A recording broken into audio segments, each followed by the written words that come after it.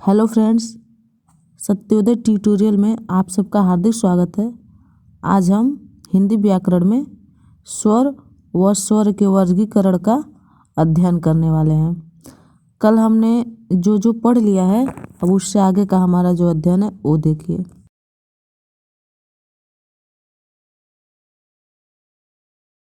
हमने पिछले वीडियो में ये सब चीज़ों को देख लिया कि वर्णमाला किसे कहते हैं, उसकी संख्या कितनी है, ध्वनि किसे कहते हैं, वर्ण किसे कहते हैं, अक्षर किसे कहते हैं, स्वर किसे कहते हैं, व्यंजन किसे कहते हैं और कितने हैं। इन सब चीज़ों को हमने पिछले वाले वीडियो में क्लियर कर लिया है। आज उसके आगे स्वर का जो वर्गीकरण है उसको पढ़ेंगे, फिर व्यंजन का वर्गीकरण पढ़ेंगे। छोटा छोटा वीडियो है लेकिन बहुत ही महत्वपूर्ण है। हमारा ये प्रयास है कि वीडियो ज़्यादा बड़ा ना हो और छोटे वीडियो में अधिक जानकारी मिले, इसलिए आप लोग ज़रूर देख लीजिएगा। उसके बाद एक पढ़ेंगे तो ज़्यादा समझ आएगा। तो यहाँ पे लिखा हुआ स्वर, पहले हमने बता दिया कि स्वर कितने हैं। मूल स्वर 11 होते हैं और कुल स्वर 13 होते हैं। कल बताया हमने कि मूल स्वरों की संख्या जो होती है वो 11 होती है और कुल स्वरों की जो संख्या होती है वो 13 होती है। यहाँ पे दिखा दिया है कितने जो व्याकरणवादी हैं री को स्वर नहीं मानते और कुछ हैं जो इन दोनों को नहीं स्वर मानते, जिसे अयोगवाह कहते हैं। तो इसका नाम भी पढ़ेंगे अलग अलग। आज देख रहे हैं कि स्वरों का वर्गीकरण, कि स्वर का वर्गीकरण कैसे कैसे हुआ और किन किन आधारों पे हुआ है। तो मात्रा के आधार पे, जीभ के आधार पे, मुख द्वार के आधार पे और भी बाकी जैसे जैसे आएगा। बहुत ही बेहतरीन तरीके से है। इसमें आप लोग धैर्य बना के पूरा वीडियो देखिए और आप लोग छोटा सा नोट भी बना लेंगे तो आप लोगों के लिए बहुत ही मददगार होगा। अब देखिए, मात्रा के आधार पे जो इन स्वरों का वर्गीकरण है उसको मात्रा के आधार पर अगर इसका वर्गीकरण करें तो 3 प्रकार के है, ह्रस्व, दीर्घ और प्लुत। मात्रा मतलब होता क्या, पहले ये देखिए कि मात्रा क्या होता है। मात्रा मतलब ये होता है कि जिन वर्णों को उच्चारण करने में हमें जितना समय लगता है उन्हीं को मात्रा कहते हैं। इन जो भी वर्ण है, चाहे स्वर हुए चाहे व्यंजन हुए, तो वर्णों के उच्चारण करने में हमारा जो समय लगता है उन्हें मात्रा कहते हैं। और अगर कम समय लगे तो उसको एक मात्रा कहते हैं। यानी एक मात्रा का समय, जिसको हम लोग बना दिए कि अगर एक मात्रा का समय लगता है तो उसे ह्रस्व कहते हैं।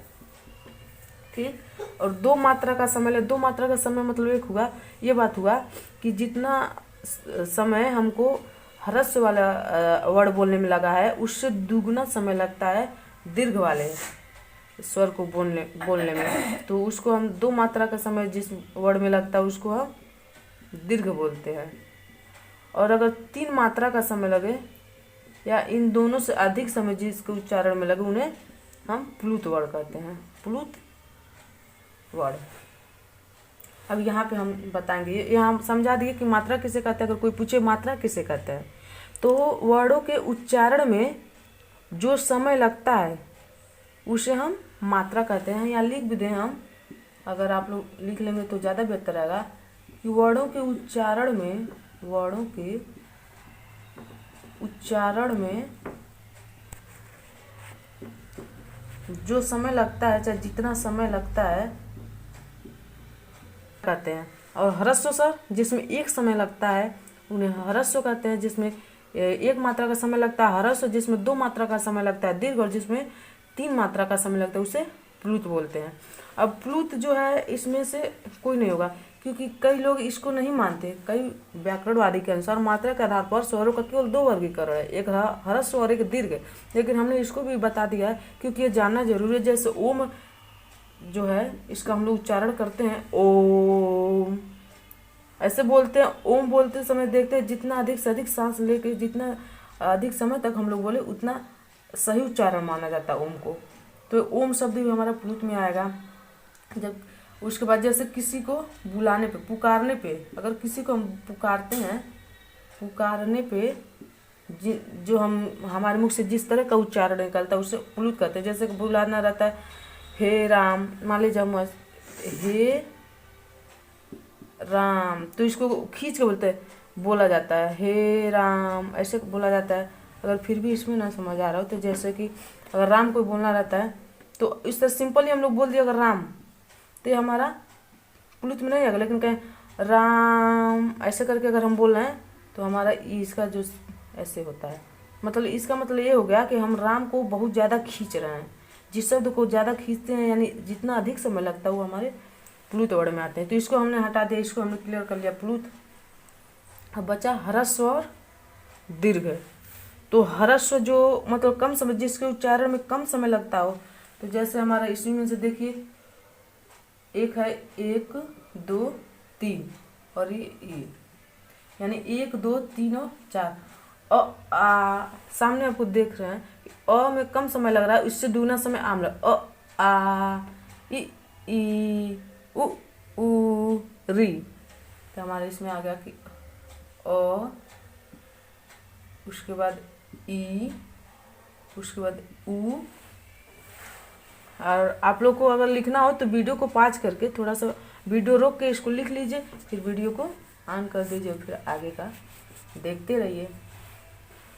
और उसके बाद री हमारा ह्रस्व स्वर में क्या 1 2 3 और 4, और शेष सभी जो भी आएंगे इसमें आ जाएंगे। तो दीर्घ में हमारा क्या क्या बचा, जो बचेगा ओ औ। इनको नहीं लेते हैं, ये जो हमारे दोनों अक्षर हैं इनको नहीं लेते हैं। इसको अगर संयुक्त रूप से इसका नाम होता है तो हमने पहले भी बताया है और अभी बता रहे हैं कि इसका नाम होता है अयोगवाह। इसी को अयोगवाह वर्ड बोलते हैं। और इसी का दूसरा नाम होता है नपुंसक वर्ड। नपुंसक वर्ड अगर कोई पूछे कि नपुंसक वर्ड किसे कहते हैं तो अंग और अह को क्यों कहते हैं, इन दोनों शब्दों का अर्थ देखिए। अयोगवाह मतलब ऐसे वर्ड जो कि न स्वर है और न ही व्यंजन है, उन्हें अयोगवाह कहते हैं। और समझ जैसे जो स्त्री में है पुरुष में है उसको नपुंसक बोलते हैं, इसी तरह ये दोनों अक्षर जो है न स्वर में आते हैं और न व्यंजन में आते हैं, इसलिए हमारे ये नपुंसक वर्ड से जाने जाते हैं, नपुंसक वर्ड। अभी ये अगर इसका अलग अलग नाम देखें तो इसका नाम होता है अनुस्वार। आगे हम सबका नाम अलग अलग लिखवाएंगे। और ये अ का होता है विसर्ग। विसर्ग बताएंगे इसको भी आप लोग लिख लीजिएगा। अब आगे हमारा ये क्लियर हो गया मात्रा के आधार पे स्वरों का कितना वर्गीकरण है, तो 3 ह्रस्व स्वर, दीर्घ स्वर और प्लुत स्वर। अगर कोई कहे कि मात्रा के आधार पे स्वरों का केवल 2 वर्गीकरण है, ह्रस्व और दीर्घ, तो भी वो गलत नहीं है। आप उनकी बातों को पूरा सुनिए और अगर आपको अपना बताएं तो फिर ये भी बताना कि प्लुत, क्योंकि इसका भी प्रयोग हमारे दिनचर्या में होता है, तो इसलिए हमारा मात्रा के आधार पर 3 हुआ। अब उसके बाद इसके आगे हम लोग देख रहे हैं कि जीभ के आधार पर, जिह्वा के आधार पे हमारे जो स्वर है इसका कितना प्रकार है, तो देखिए 1 2 3 इसका भी अग्र स्वर, मध्य स्वर और पश्च स्वर। तो यानी कि जो हमारे स्वर हैं इनको बोलने पे हमारे जीभ का कौन सा हिस्सा है, मतलब कहाँ टच करता है, कैसे होता है, उसके आधार पे तो एक अग्र मध्य और पश्च। तो हम सिंपल से आसानी से चलेंगे, क्योंकि ये याद करना उतना कठिन भी नहीं है और ना ही उतना आसान है। थोड़ा सा अगर ध्यान दिया जाए तो इसको हम क्लियर कर लेंगे। तो सबसे पहले जो ईजी है उसको हम हटाएंगे। जैसे मैंने यहाँ पे पहले प्लुत को खत्म किया, फिर ह्रस्व को खत्म किया और बाकी जो बचा इसमें बहुत ही आसान। ह्रस्व अ ई उ री 4 होते हैं और इसमें प्लुत में आ गए, शेष जो है सब दीर्घ में आ गए। सेम ऐसे हम सबसे पहले मध्य में आएंगे कि जो मध्य स्वर होते हैं वो कौन से हैं। तो मध्य के केवल एक शब्द है, सॉरी एक अक्षर है अ। जैसे इसको उच्चारण कीजिए तो देखिए कि हमारे जीभ कहाँ पे अ।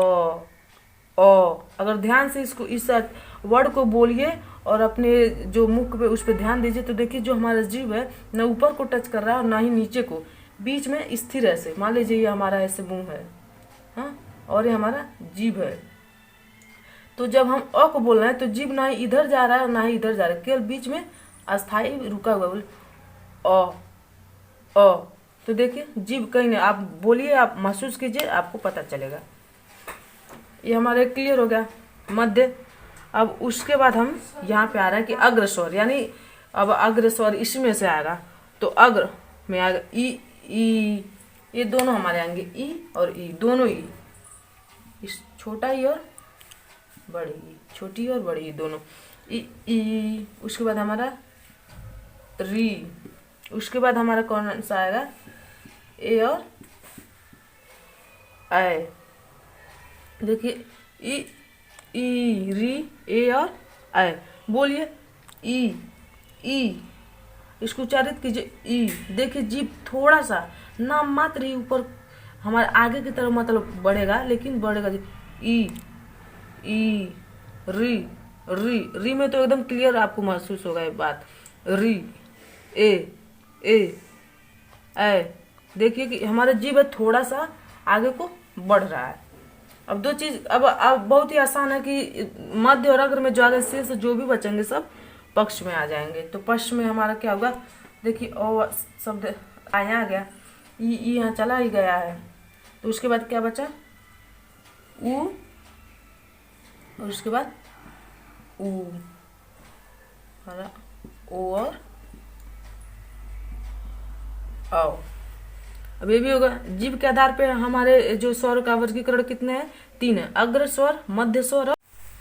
तो अब मुख द्वार के खुलने के आधार पे मतलब अब स्वर के वे वर्ड इसके अंतर्गत आएंगे जिनको उच्चारण करने पे हमारा मुख जो है वह कितना खुलता है कितना बंद होता है, उसी को विवृत मतलब होता है खुला हुआ। इंग्लिश में लिख देंगे तो ज़्यादा आसान होगा आप लोग को समझने में। ओपन मतलब खुला हुआ और समवृत का मतलब होता है क्लोज यानी कि बंद।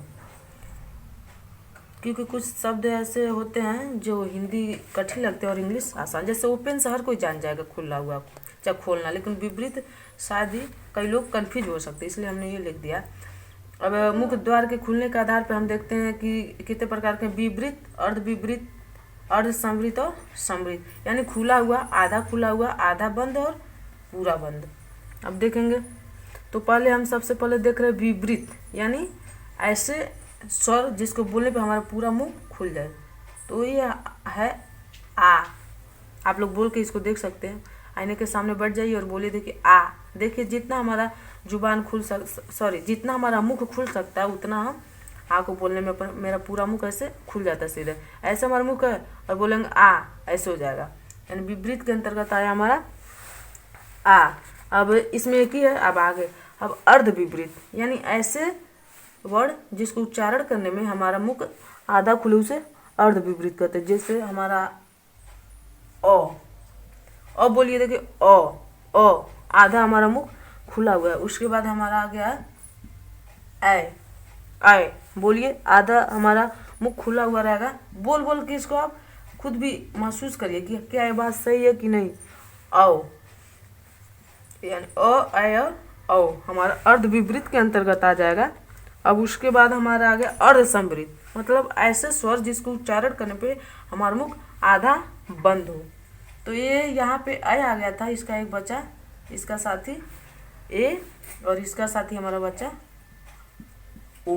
बोल के देखिए ए ओ। अब संवृत, संवृत के अंतर्गत आएगा हमारा ई ऊ ई ऊ। समृत बोलिए, देखिए अब समृत ओपन विपरीत तो आप लोग को समझ आ रहा, हाँ बोलने पे पूरा हमारा मुख खुल गया। लेकिन समृत मतलब एकदम पूरी तरह बंद नहीं। मान ली पूरी तरह बंद करके हम कहाँ बोल पाएंगे, मुंह बंद करके बोले देखिए कोई वर्ड बोल पाएंगे, बिल्कुल नहीं कोई बोल पाएगा। समृत का तात्पर्य केवल ये हुआ कि हाँ जैसे हमारा जो मुख है वो नाम मात्र के थोड़ा सा खुला हुआ रहे, जिससे हवा का आदान प्रदान हो और जो हमारे मुख से आवाज़ बाहर निकल सके। तो समृत के अंतर्गत वही आएगा ई और ऊ। यहाँ तक हमारा क्लियर हो गया।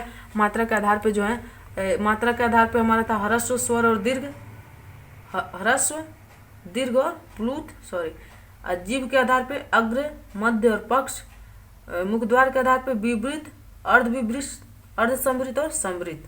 अब नेक्स्ट है जो ओठों की स्थिति के आधार पे। ओठों की स्थिति के आधार पे मतलब भी समझिए एक तरह से होगा, जैसे इसको बोलने पे ऐसे जो हमारे स्वर के अंतर्गत ऐसे वर्ड जिनका उच्चारण करने पे हमारा मुख का जिस तरह का आकार कैसा बनता है, गोल बनता है कि कैसे, ओठों की स्थिति आधार पे केवल दो है, एक है वृत्तमुखी और दूसरा अवृत्तमुखी। अब वृत्त से मतलब आप समझते हैं कि क्या हुआ, गोल हुआ, यानी जिन सब अक्षरों का उच्चारण करने पे हमारा मुख, हमारा ओठ एकदम गोल हो जाए वो वृत्तमुखी के अंतर्गत आएगा। और फिर अगर गोल न हो तो अवृत्तमुखी के अंतर्गत आ जाएगा। तो ये तो बहुत आसान है। देखिए अवृतमुखी, इससे पहले हम वृत्तमुखी बोला कि किसको बोला, जैसे ऊ बोलिए, ऊ हमारा मुख, हमारा जो होठ है एकदम गोल हो गया। मुख कहिए, होठ कहिए, क्योंकि होठ से ही मुख है। ऊ और ऊ दोनों ऊ रहेगा। इसी तरह ओ बोलिए, हमारा जो होठ है वृत्त बन रहा है, थोड़ा सा वृत्त टेढ़ा भी हो सकता है, लेकिन ये हमारा ओ औ। और एक जो ये शब्द आता है, सॉरी अक्षर आता है अ, जो इंग्लिश का शब्द है, इंग्लिश से लिया गया। जैसे डॉक्टर लिखना होता है तो लिखते हैं डॉक्टर, ऐसे लिखते हैं ना। तो इसको हम नहीं लिखेंगे क्योंकि आगत स्वर है, इसको आगे बताएंगे। लेकिन अगर रहता तो भी इसके अंदर, क्योंकि हम केवल स्वर बता रहे हैं, उन 13 अक्षरों को केवल यहाँ पे हम बांटेंगे। और बाकी जो बच्चा सब अवृतमुखी में आ गया, देखिए अ आ ई ए ऐ। तो वृत्तमुखी कि जब हम किसी वर्णों को उच्चारित करते हैं तो कब हवा मुख से ज़्यादा निकलता है और नाक से कम, और कब नाक से ज़्यादा निकलता है और मुख से कम, उसके आधार पर है। अब अनुनासिक और निर्नुनासिक, मतलब मुख्य बात है हमारा है कि नाक से ही, कि नाक से हवा किसको उच्चारित करने पर नाक से ज़्यादा हवा निकलता है, किससे कम। क्योंकि यही बस दो चीज़, या तो ज़्यादा हवा निकलेगा या तो कम निकलेगा। ये नहीं है कि एक बार मुख से निकलेगा तो नाक से नहीं, और नाक से निकलेगा तो मुख से नहीं। हवा तो दोनों से निकलना है, लेकिन बस इसमें अर्थ थोड़ा सा परिवर्तन ये होगा कि अगर नाक से ज़्यादा हवा निकल रहा है किसी वर्ड को बोलने में तो वो अनुनासिक में आ जाएगा, और जिस वर्ड को उच्चारित करने में नाक से हवा थोड़ा कम निकलेगा वो निरनुनासिक में आ जाएगा। तो हम इसको देखते हैं कि इसके अंतर्गत कौन कौन से आएंगे। अनुनासिक के अंतर्गत क्या आ सकता है, अंग, नाक बंद करके देखिए, बोल पा रही हैं, नाक बंद है मेरा, अंग। देखिए आवाज़ के लिए नहीं आ रहा, हम नाक बंद करके बोला है अंग, सही नहीं है। अगर नाक को हमारा खुला हुआ तो बोला है अंग, एकदम अच्छे से पढ़ लेना। इसी तरह का जैसे हुआ अंग हुआ, और जो भी होगा स्वर की बस बात है, तो स्वर में केवल यही आएगा। अब देखिए अह अह अह बोल रहा है, तो अगर नाक मेरा बंद है तो भी कोई दिक्कत नहीं, आराम से नाक बंद करके बोलिए अ आ ई, कुछ भी बोलना है तो बोल ले रहा है। लेकिन जैसे नाक बंद कर रहा है अंग, तो नाक बोल के बंद करने पे ये हमारा अंग जो शब्द स्वर है इसको उच्चारण सुचारू रूप से नहीं हो पा रहा है। जैसे ये भी इसमें नहीं लिखेंगे क्योंकि ये तो मात्रा लगाने के बाद की चीज़ होती है। जैसे हम आंग, अब कोई भी चीज़ जिसमें चंद्रबिंदी हो, हाँ अच्छा अभी थोड़ा सा बता रहे, इसके अंतर्गत नहीं आएगा। जैसे ये सारी चीज़ें ड़ हुआ, न हुआ, म हुआ, ये तो व्यंजन में आएगा। बस हम उसे समझाने के लिए कि अनुनासिक होता क्या है। जितने भी ए हुआ, ये सब हुआ, ड़ हुआ, न, म, ये सब ऐसे वर्ड हैं जिसका उच्चारण करने पे नाक से हवा अत्यधिक निकलता है, तो ये सब हमारे अनुनासिक में आते हैं। लेकिन हम अभी वर्डों की के अंतर्गत केवल स्वरों की बात करें, व्यंजनों का नहीं, तो इसलिए स्वर में केवल हमारा क्या होगा कि अंग होगा। अब बाकी सब सारे जितने भी हैं सब निरनुनासिक में आ जाएंगे। अनुनासिक और निरनुनासिक, तो अंग है तो अ से लेके हमारा जितना तक आप लोग लिखना है पूरा लिख लीजिए, कहाँ तक, अ तक। अ भी यही आएगा, लेकिन क्या नहीं रहेगा, केवल अंग बस है जो यही हमारा अनुनासिक में आ जाएगा। ताइयों कि ये आप लोगों ने समझ लिया होगा, यहाँ तक पूरा चला जाएगा और तक इसको लिख लीजिए। अब यहाँ पे 6 और 7 जो है, एक है घोषत्व के आधार पे और एक है प्राणत्व के आधार पे। इसको हमने बस इतना ही लिखा है क्योंकि जो है, अब देखिए समझिए कि घोष के आधार पे क्या होता है, प्राण के आधार पे क्या होता है। तो घोष के आधार पे वो होता है कि वैसे शब्द जिसको शब्द बोल दे रहे हैं, सॉरी, ऐसे अक्षर ऐसे वर्ड जिसको उच्चारण करने पे हमारे जो स्वर तंत्रियां हैं उसमें कंपन हो।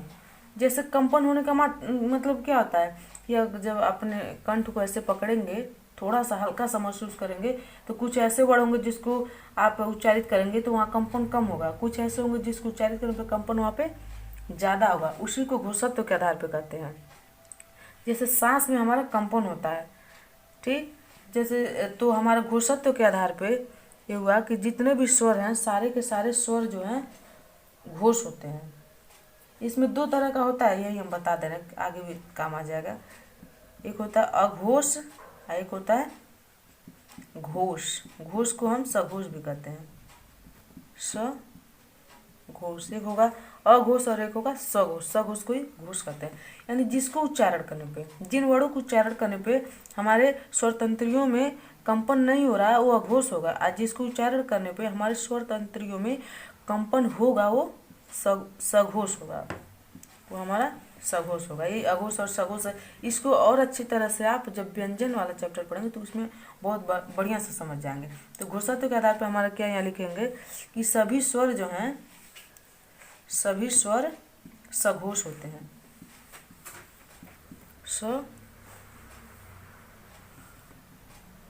सघोष